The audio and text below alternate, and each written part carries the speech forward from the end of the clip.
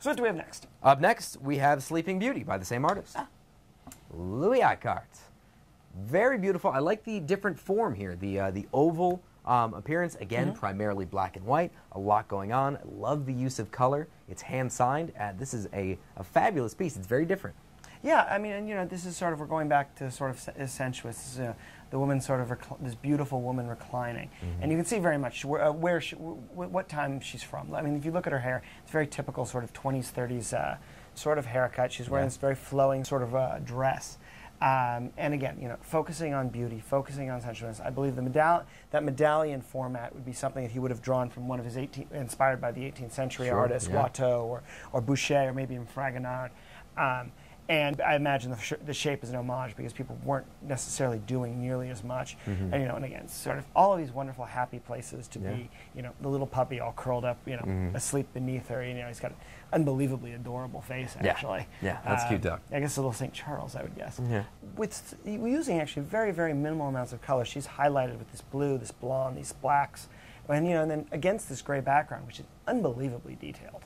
I mean, you feel like you're in the forest, and there, of course, is the prince, coming to save Sleeping Beauty, and it's, you know, the story is old as time, and this is his take on it, and it's, you know, a very interesting take. So all these elements from different points in history. You know, the pillars are from one spot, the actual shape is from another. She's a 20s, 30s. He's portrayed as sort of almost a medieval knight. I mean, it's really, you know, it's just a great how all these guys were influenced by the people that came before them, and you know, it's almost tried to justify their existence by, you know, following in their footsteps as well, but putting their own twist on it too. And so, I mean, really wonderful thing. Classic subject matter. Oh yeah, absolutely a finished piece of work here. I mean, I love the depth in this one. From far away, you know, it looks like a very innocent, a very beautiful, relaxed lady. You find you find the knight on his steed in the back there, and realize she's being rescued, but doesn't necessarily look like an uncomfortable place to be a Sleeping Beauty, although it may be in the middle of some terrible woods. I mean, it's... At least there's a roof. Right. Again, the light in the dark. I mean, just sort of that escapism where you can sort of see that, you know, this comes from a dark place, but it really, you know, gives you happy feelings in looking at it. Not just the color, but, you know, with her face, with the... I mean, everything about this. Sort of makes you smile just a little bit. Yeah, I mean, again, it's so him. It's this beauty on one side, and then admittedly, she is in a dark place. And beauty is a fairly dark story, actually. Yeah, absolutely.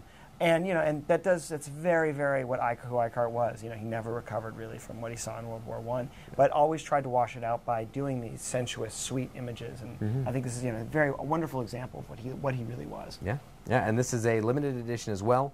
Only 250 total produced. A gallery listing around $4,200.